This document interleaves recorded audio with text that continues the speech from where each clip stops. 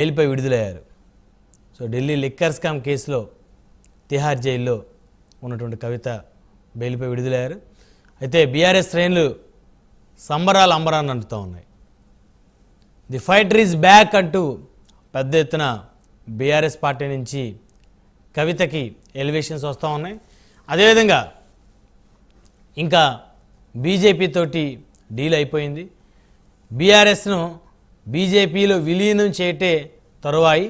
So ఆ క్రమంలో భాగంగానే కవితకి బెయిల్ వచ్చిందంటూ కాంగ్రెస్ నేతలు మాట్లాడుతున్నారు. అదేవిధంగా కాంగ్రెస్ లాయర్లతోనే కవితకు బెయిల్ వచ్చిందని బీజేపీ నాయకులు మాట్లాడుతున్నారు. అంటే ఎవరి వాదనలో నిజం ఉంది, ఎవరి వాదన అవాస్తవం, ఎందుకు కవిత బెయిల్ చుట్టూ ఇంత రాజకీయం జరుగుతూ ఉంది? సో ఇప్పటికైనా కేసీఆర్ మళ్ళీ యాక్టివ్ అవుతారా? తెలంగాణ రాజకీయాల్లో తనకంటూ ఒక ప్రత్యేకమైనటువంటి ముద్ర వేసుకున్నటువంటి కల్వకుంట్ల చంద్రశేఖరరావు ఇన్నాళ్ళు తన కుమార్తె జైలు గోడల మధ్య నలిగిపోతుండటంతో మరి కాస్త మనోవేదనకు గురైనటువంటి కేసీఆర్ పెద్దగా ప్రజా జీవితంలో రాలేకపోయిన పరిస్థితి. ఇక ఇప్పుడైనా మళ్ళీ కేసీఆర్ యాక్టివ్ అవుతారా? సో ఏం కానుంది, తెలంగాణ రాజకీయం ఏ మలుపు తిరగనుంది? కవిత విడుదలైన తర్వాత బీఆర్ఎస్ పార్టీ ఏ మేరకు ముందుకెళ్లే అవకాశం ఉంది? వాట్ నెక్స్ట్ అంశాలు చర్చిద్దాం. ఇదే వాటి హాట్ టాపిక్లో మనతో పాల్గొనడం కోసం చరణ్ కౌశిక్ గారు, కాంగ్రెస్ పార్టీ తెలంగాణ కాంగ్రెస్ అధికార ప్రతినిధి మనతోటి జుమ్కాలు అందుబాటులో ఉన్నారు. అదేవిధంగా బండారు రామ్మోహన్ రావు గారు, రాజకీయ విశ్లేషకులు మనతో జుమ్కాలు అందుబాటులో ఉన్నారు. అదేవిధంగా క్రాంతి కుమార్ గారు, బీఆర్ఎస్ మాజీ ఎమ్మెల్యే, మరికొద్దిసేపట్లో వరకు కూడా మనతో జుమ్కాలో జాయిన్ అవుతారు. అదేవిధంగా ఎన్వి సుభాష్ గారు, భారతీయ జనతా పార్టీ అధికార ప్రతినిధి, వారు కూడా మనతోటి జుమ్కాలో జాయిన్ అయ్యారు. రైట్, ముందుగా బండారు రామ్మోహన్ రావు గారితో మాట్లాడదాం, రాజకీయ విశ్లేషకులు. రామ్మోహన్ రావు గారు, గుడ్ మార్నింగ్ అండి. గుడ్ మార్నింగ్ బ్రహ్మణ్య, నమస్కారం. సో ఎట్టకేలకు కేసీఆర్ గారి కుమార్తె బెయిల్పై విడుదలయ్యారు. దాదాపు 10 ఏళ్ల పాటు తెలంగాణ రాష్ట్రంలో ఏకఛత్రాధిపత్యాన్ని వహించినటువంటి కేసీఆర్ మరి తన కుమార్తె దాదాపు 5 నెలలు పైగా ఆవిడ జైల్లో మగ్గిపోయినటువంటి పరిస్థితి ఉంది. ఆవిడ తప్పు చేసిందా ఉప్పు చేసిందా అనేది న్యాయస్థానాలు నిర్ణయిస్తాయి. సో బీజేపీతో డీల్ కుదిరిపోయిందని, బీజేపీలో బీఆర్ఎస్ విలీనం చేయడానికి రంగం సిద్ధమైంది కాబట్టి ఈ బెయిల్ వచ్చిందనేది కాంగ్రెస్ నాయకుల వాదన. కాదు, కాంగ్రెస్ లాయర్ల వల్ల బెయిల్ వచ్చిందని బీజేపీ వాదన. సో ఎవరి వాదన కరెక్ట్ అంటారు? బ్రహ్మణ్య, మీకు, చరణ్ కౌశిక్ గారికి, సుభాష్ గారికి, ఇతర మిత్రులందరూ నమస్కారం. అట్లాగే మనకు ప్రైమ్ న్యూస్ ప్రేక్షకులకు కూడా.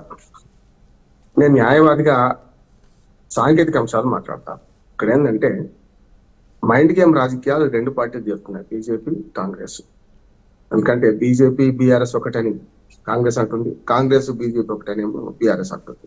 ఇది ఇప్పుడు కొత్తగా కాదు, కవిత బెయిల్ విషయంలో మాత్రం కాదు, చాలా నుంచి నడుస్తుంది. యాక్చువల్ గా పార్లమెంట్ అసెంబ్లీ ఎన్నికల కన్నా ముందు నుంచి ఇది మొదలైంది. అసెంబ్లీ ఎన్నికల్లో ప్రజలు కొంత నమ్మి కనుక బీజేపీ నష్టపోయింది.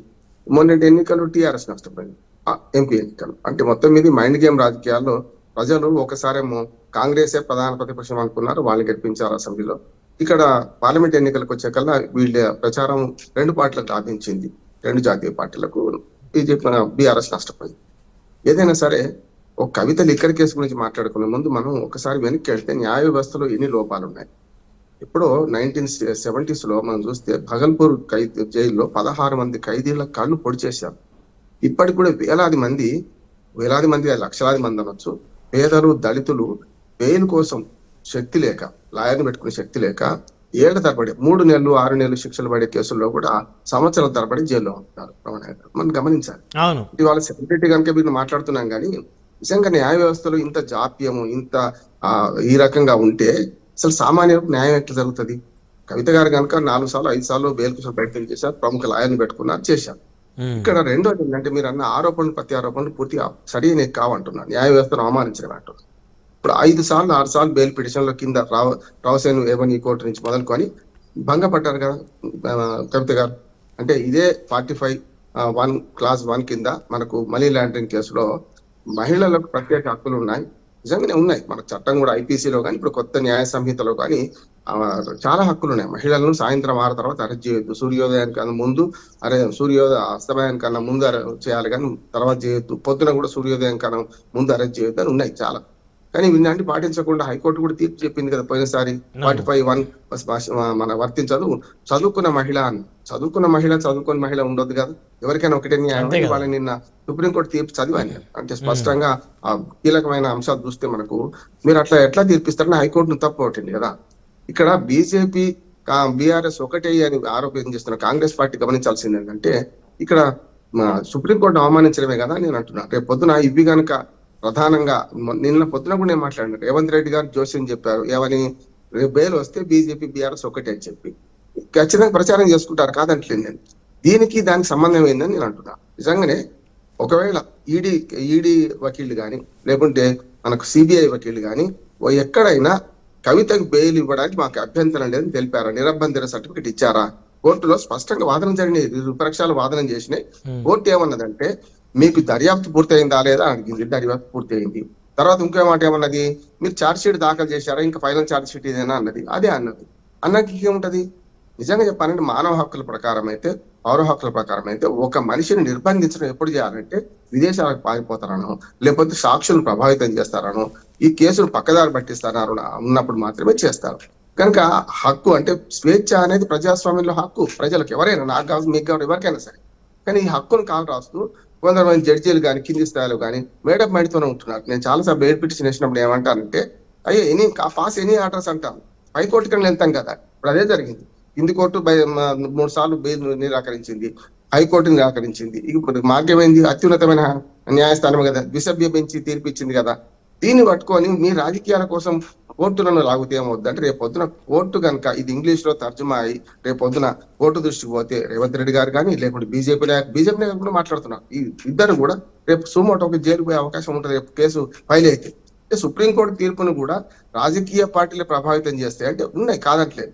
ఈడీని మనకు దర్యాప్తు సంస్థలు, బ్రహ్మనాయుడు గారు గతంలో దర్యాప్తు సంస్థల గురించి కాంగ్రెస్ అధికారంలో బీజేపీ మాట్లాడింది, సిబిఐ అంటే Congress bureau of investigation BJP మాట్లాడుతుంది, చాలా కరెక్టే, వాళ్ళు వాడుకున్నారు అప్పుడు. అట్లాగే బీజేపీ ఇప్పుడు అధికారంలో ఉన్నది, రెండే పార్టీలు కదా దేశంలో ఇప్పటి వరకు.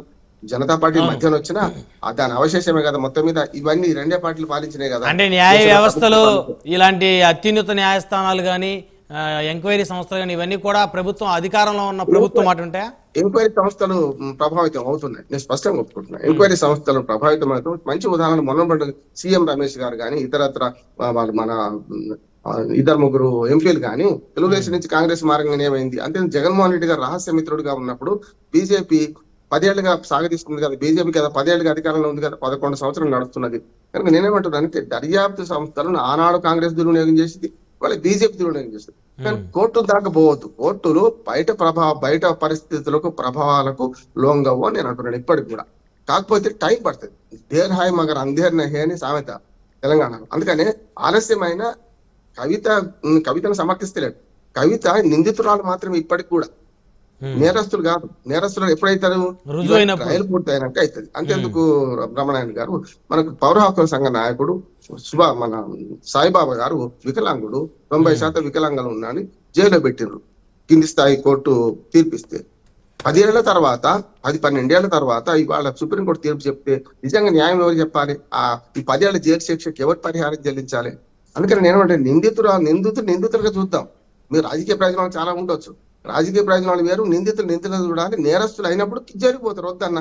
కానీ చట్టంలో కొన్ని మార్పులు వస్తే జరగదని ఉద్దేశం. బెయిల్ అనేది ప్రాథమిక హక్కు, బెయిల్ ఇవ్వడానికి పరిస్థితులు సరిగ్గా ఉన్నాయా లేవా అని కేసును బట్టి, కేసు ఫ్యాక్టర్స్ బట్టి ఉంటుంది. బ్రహ్మనాయుడు గారు ఎవరికి పడితే అట్లా ఉండదు. ఒక్కొక్క కేసులో, ఇదే కేసులో సిసోడియా 9 ఏళ్ళు సంవత్సరం పైగా జైల్లో ఉన్నాడు కదా, మరి సిసోడియా మొన్నే వచ్చింది కదా బెయిల్, మరి దానికి ఎవరు కారణం అవుతారు? ఇంకొకటి కూడా, ఈ లిక్కర్ స్కామ్ కేసులో బ్రహ్మనాయుడు గారు 2 విషయాలు జాతీయ పార్టీలు 2 తప్పు చేస్తున్నాయి. ఉదాహరణకు కేజ్రీవాల్ మీద కేసు కరెక్ట్ కాదు, అసలు కేసు కరెక్ట్ కాదని కాంగ్రెస్ అంటారు. కానీ లిక్కర్ కేసులో కవిత మాత్రం నేరస్తురాలు. కేసే తప్పైనప్పుడు, తల్లి మంచిదైనప్పుడు బిడ్డ ఎట్లా పుడుతుంది కదా? ఇక్కడ ఏమైందంటే బిడ్డనేమో నేరస్తురాలు అంటున్నారు, తల్లినేమో కరెక్ట్ అంటున్నారు. కేసు మూలమే ఢిల్లీ కదా, ఢిల్లీలో కేజ్రీవాల్ సిసోడియా మంచివాడైనప్పుడు కవిత కూడా మంచిదే అయింది కదా. ఇటు బీజేపీ కూడా అదే, అంటే ద్వంద్వ ప్రమాణాలు, ఒకటే కేసులో ద్వంద్వ ప్రమాణాలు పాటిస్తున్నారు వీళ్ళు.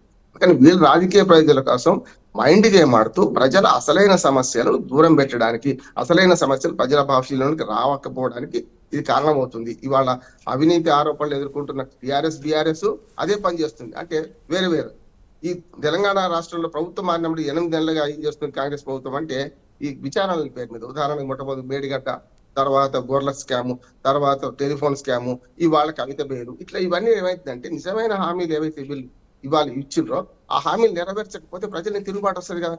అవును 500 రూపాయలకు సన్నబొడ్డు కొంటామంటున్నారు, దొడ్డు కొట్టుకుంటూ కొనాలి, రైతు బంధు పడలేదు ఇంకా, సరే రుణమాఫీలో కొన్ని సమస్యలు ఉన్నా రుణమాఫీ బాగానే చేసిండ్రు అంటే ఇవన్నీ చూస్తే ఇవన్నింటి పక్కదారి పెడుతుంది 2 పార్టీలు 3 పార్టీలు ఇవాళ 3 ముక్కలాట.